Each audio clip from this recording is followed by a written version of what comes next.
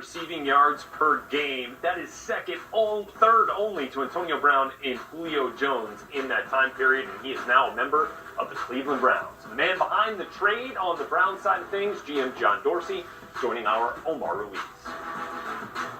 Thank you very much, John Dorsey here. I don't know, John, are congratulations in order at this point?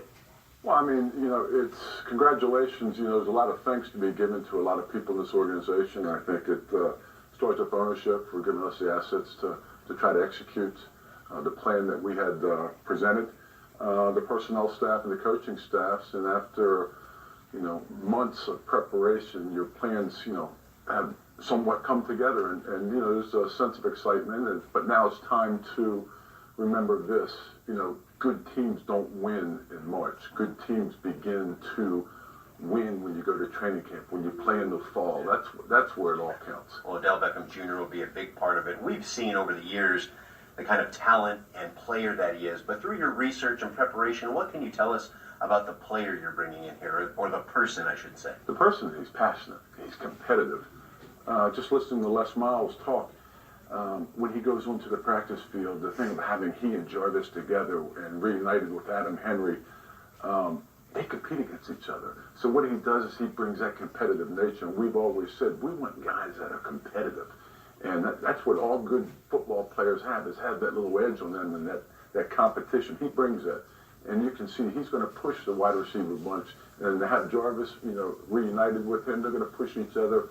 And that can be nothing but good because that helps not only the position, but it helps the offense as well. Do you think we'll see an even better version of Odell Beckham Jr. here now with the pieces that you have in place here? Well, it's pretty good right now. I hope so.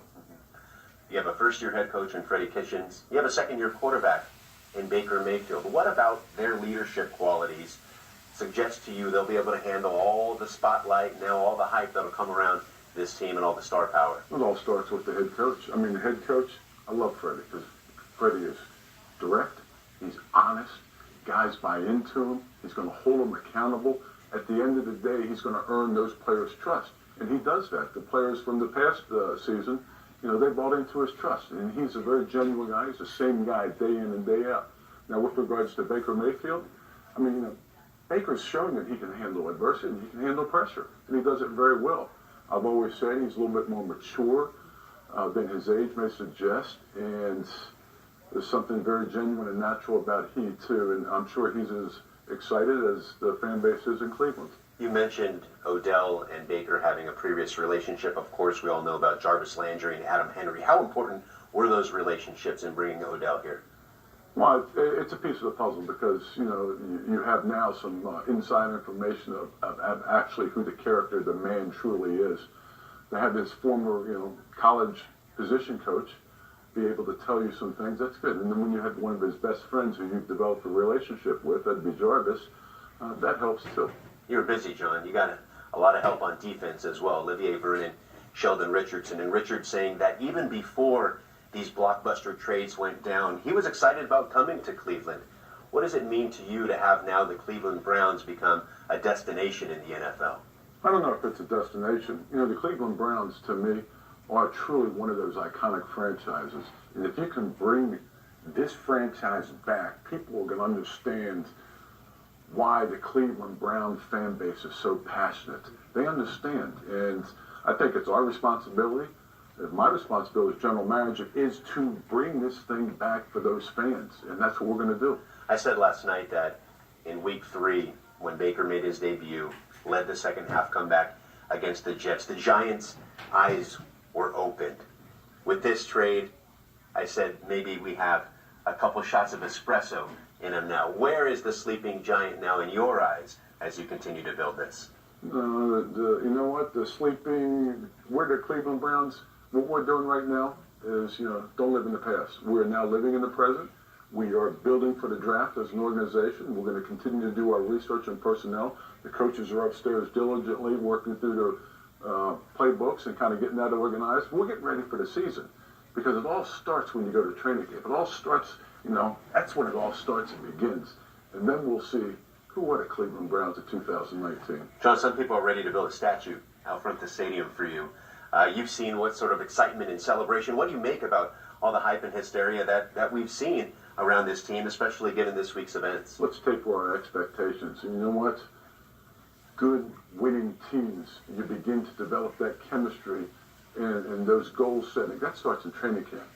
And then the real games. And then when you move into the fall, part of it is time to play the game of football. And that's who you will be. It's not right now. Cleveland Browns will show themselves in the fall, and they have a lot of hard work ahead of them because nothing is etched in stone. You gotta wake up every day and look yourself in the mirror and go, how can I make myself better, and how can I make the Cleveland Browns better today? And you do that day in and day out. And eventually, you take small steps like that, you'll get better. And we can't wait to see them come the fall, and this will be certainly a team to follow as we continue into this offseason and into training camp. John Dorsey, thank you very much for joining us. Let's send it back to you guys now in the studio. Back to throw. He pumps, he looks, he lobs one right into the end zone, and the pass is caught. No, incomplete. Knocked away by Landon Collins. Hit behind the line and dropped by Landon Collins. So that's a loss of 4 on first down. Landon Collins forced the fumble.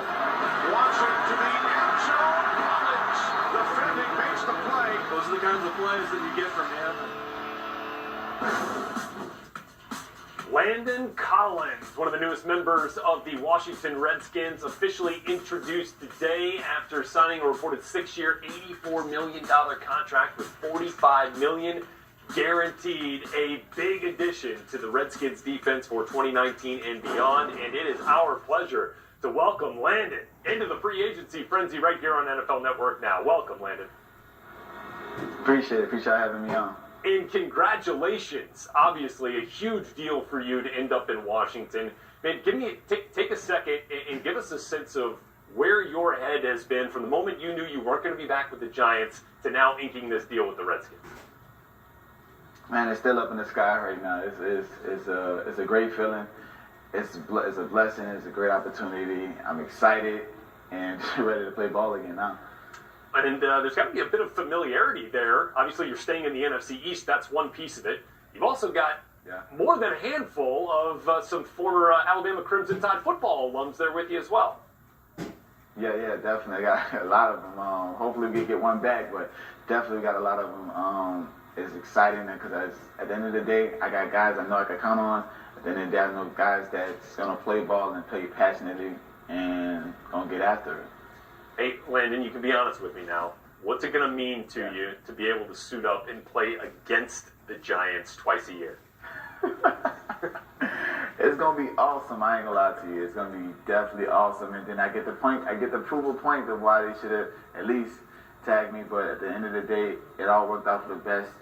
They got more picks. They get more opportunity to make their team the way they want to make it.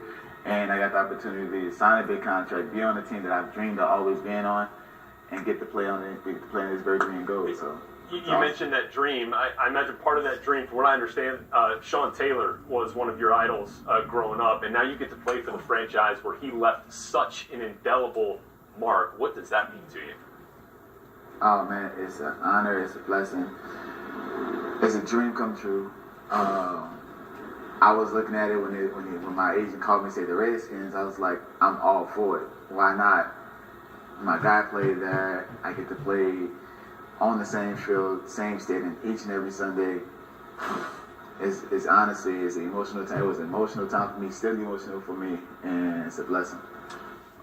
You mentioned your former team, the Giants, has a couple extra picks, perhaps since they weren't able to franchise you. They've also got a couple extra picks now because they traded Odell Beckham. What was your honest first reaction to that news? Honestly, I kind of expected it. Like I said, I think they got